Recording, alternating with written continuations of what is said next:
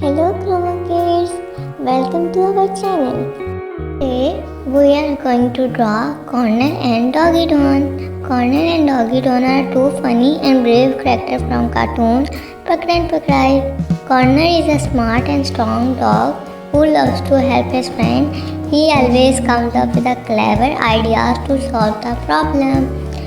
Doggy Don is a friendly and energetic dog who enjoys playing and having fun.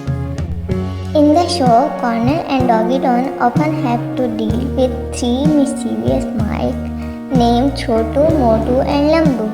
These mice love to play tricks on Colonel and Doggy Don, but the dogs always find a way to outsmart them. Together, they go on excited adventures, teaching kids about teamwork, friendship and clever thinking. Pakdam Pakdai is a fun and entertaining show that kids and toddlers love to watch. It's full of laughter, action, and important lessons about being kind and helping others.